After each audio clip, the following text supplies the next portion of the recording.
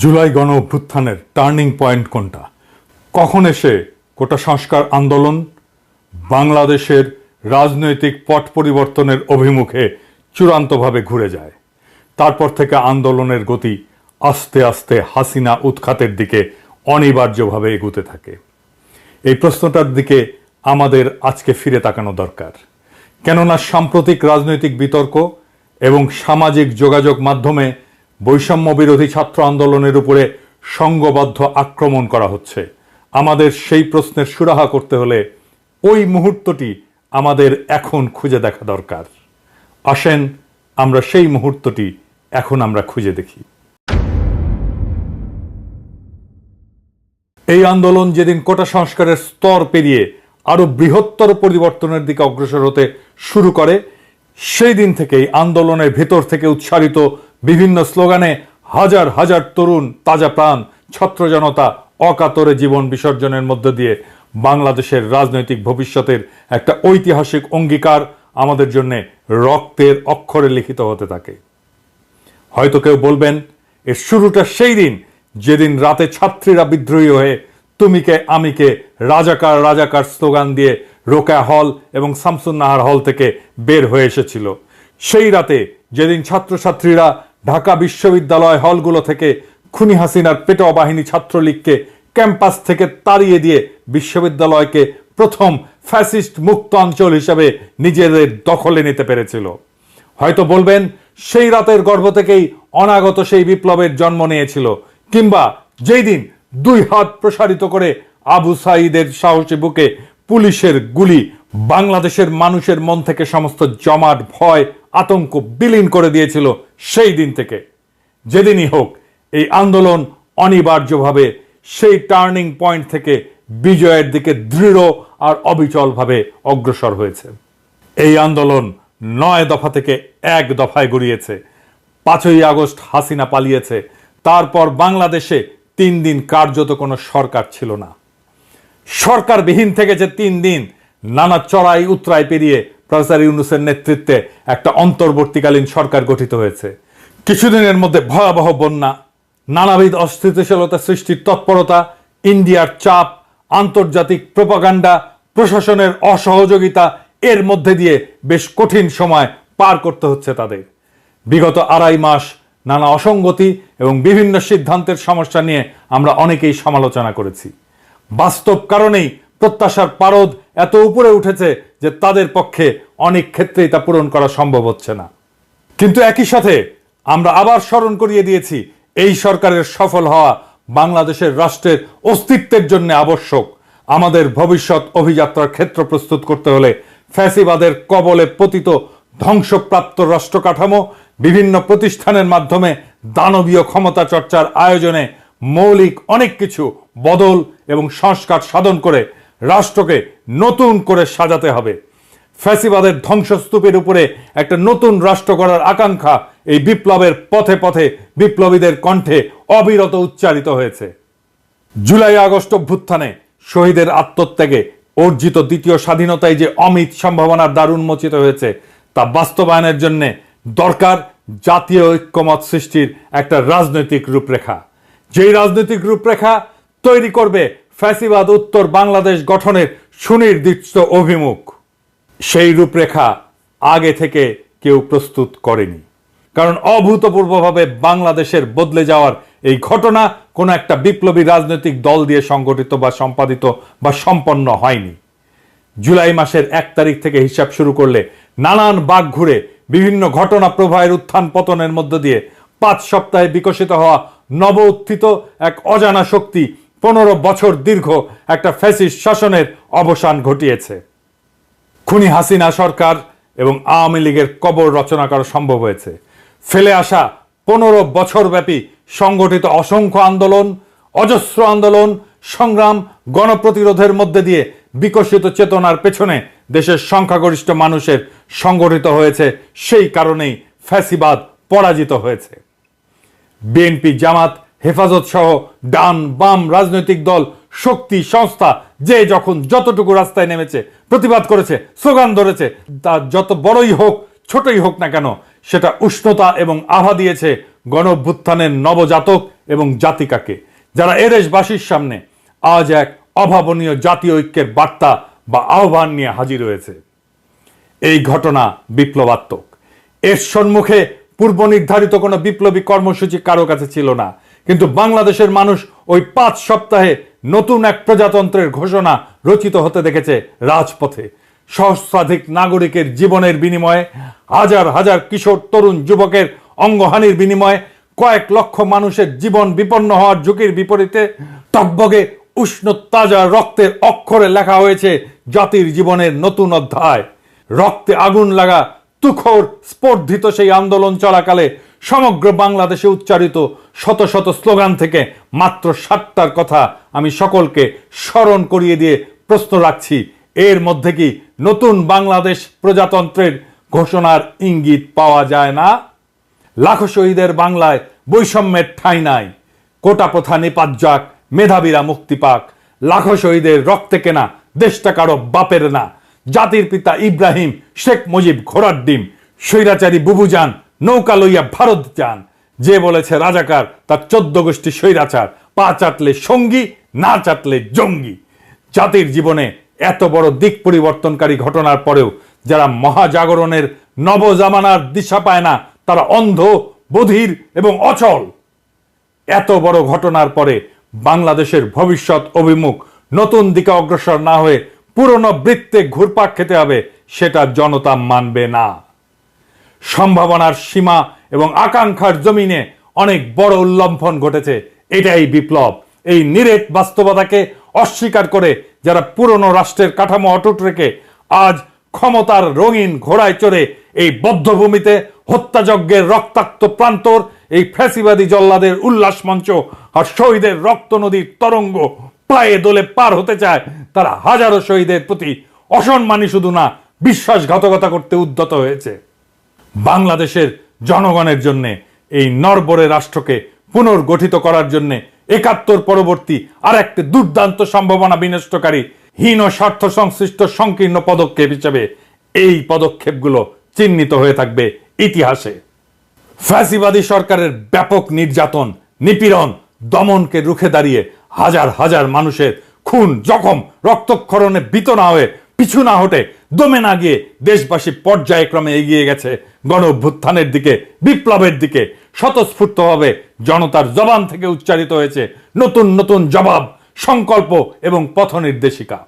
আজ আবার একটু স্মরণ করে দেখুন কত শক্তিশালী, কত সুচিন্তিত এবং সুগঠিত ছিল সেই সমষ্টিগত জ্ঞান বা রাজপথের প্রজ্ঞা। আমি কে, তুমি কে, রাজাকার রাজাকার, খুন হয়েছে সাইদ ভাই, খুনিরে তোর রক্ষা নাই, বুকের ভেতর অনেক ঝড়, বুক পেতেছি গুলি কর, শেখ হাসিনার অনেক গুণ, পুলিশ দিয়ে করেছে খুন, সীমান্তে মানুষ মরে, বিজেপি কি করে, আমার টাকায় খায় পরে, আমার বুকে গুলি করে, তোর কোটা তুই নে, আমার ভাইরে ফিরায় দে, লাশের ভেতর জীবন দে, নইলে গদি সাইরা দে, এক দফা এক দাবি, খুনি হাসিনা কবে যাবি।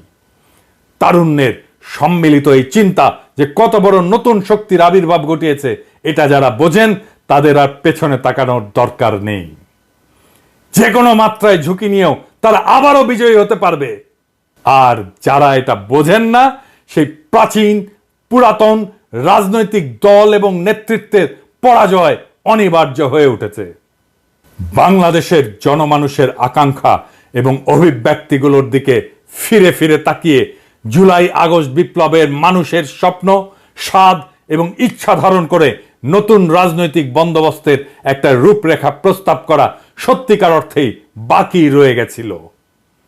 দেরিতে হলেও বৈষম্য বিরোধী ছাত্র আন্দোলনের সদ্য ঘোষিত 5 দফার মধ্যে জুলাই আগস্ট বিপ্লবের আকাঙ্ক্ষাকে ধারণ করে ফ্যাসিবাদী ব্যবস্থার বিলোপ, স্বৈরতান্ত্রিক ক্ষমতার পুনরুত্থান রোধ এবং বাংলাদেশ রাষ্ট্রকে সাম্য, মানবিক মর্যাদা এবং ইনসাফের আদর্শে সিক্ত করে পুনর্গঠনের রাজনৈতিক ঘোষণা ব্যক্ত করা হয়েছে। আমরা দেশবাসীর পক্ষ থেকে ছাত্র সমাজকে এই জন্যে অভিনন্দন জানাই। 22 অক্টোবর ঘোষিত ছাত্র জনতার 5 দফা দাবির মধ্যে ছাত্রলীগকে সন্ত্রাসী সংগঠন হিসেবে নিষিদ্ধ করার দ্বিতীয় দফাটি ইতিমধ্যেই পূরণ এবং বাস্তবায়িত হয়েছে।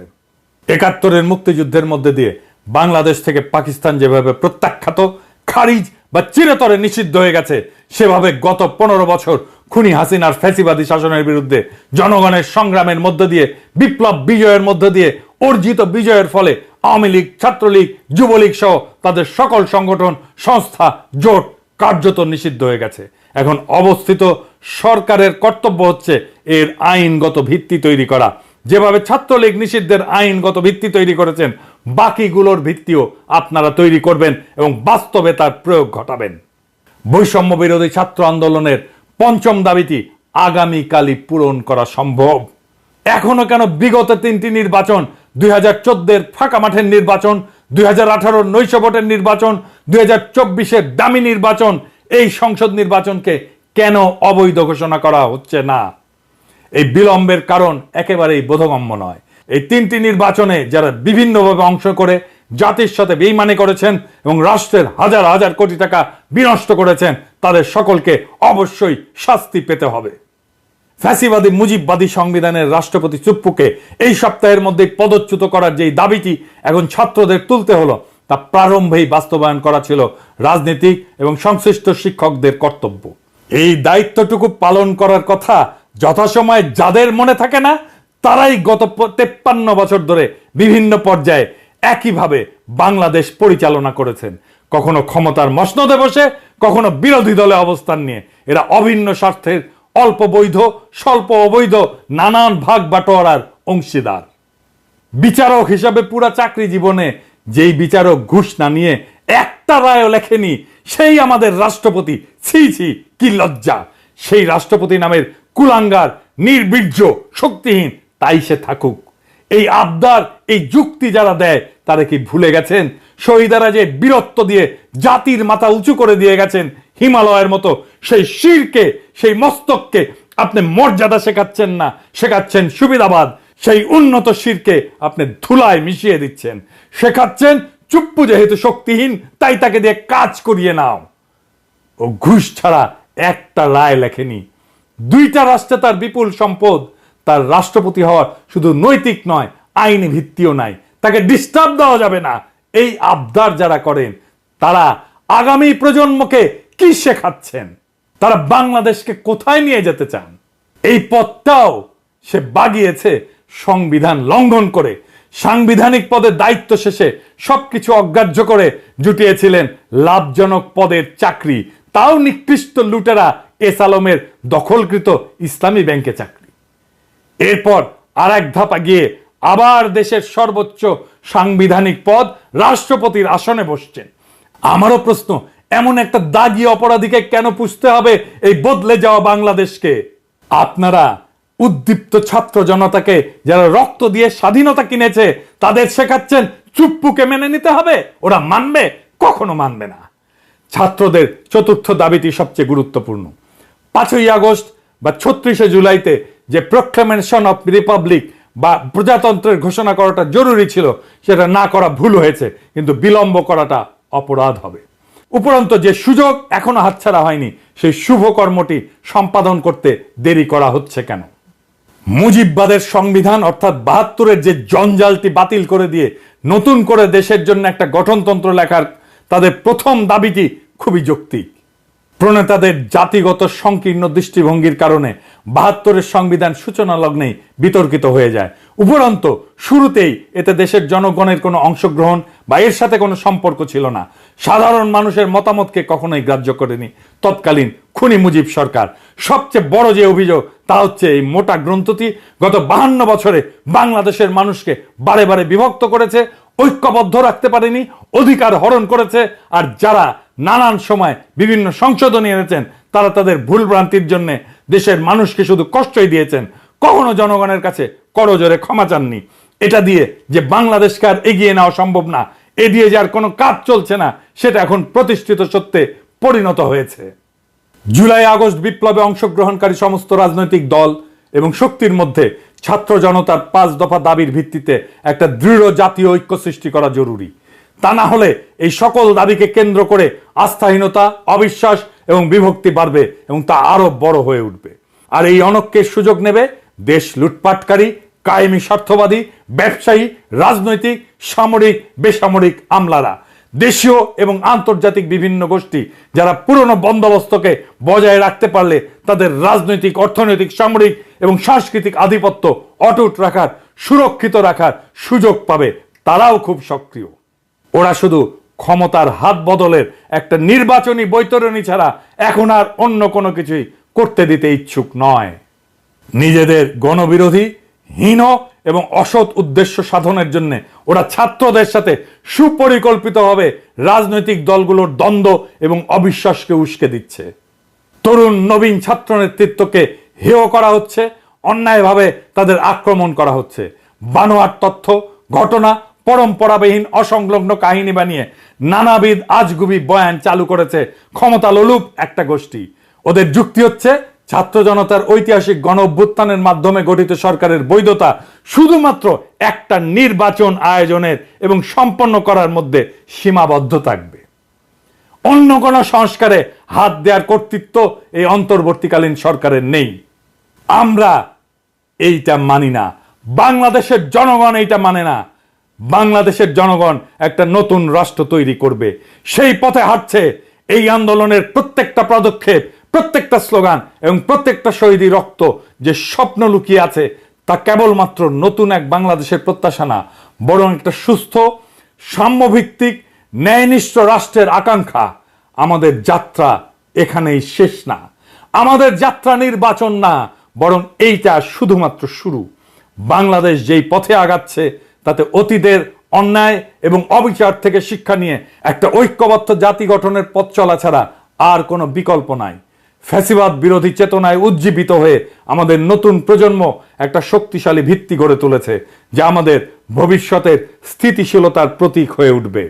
এই সংগ্রামের ধারাবাহিকতায় সাম্য, মানবিক মর্যাদা এবং ইনসাফের আলোয় আলোকিত বাংলাদেশ গড়ে তোলার প্রতিশ্রুতি আমাদের অটুট রাখতে হবে। ছাত্রদের এই দাবির পাশে সমস্ত শক্তি নিয়ে দেশবাসীকে দাঁড়ানোর আহ্বান জানাচ্ছি। নির্ভয়ে আগাও বাংলার তারুণ্য, আমরা একসাথে আমাদের মাতৃভূমিকে নক্ষত্রের পথে উড়িয়ে নিয়ে যাব। কেউ আমাদের থামাতে পারবে না। ইনকিলাব জিন্দাবাদ।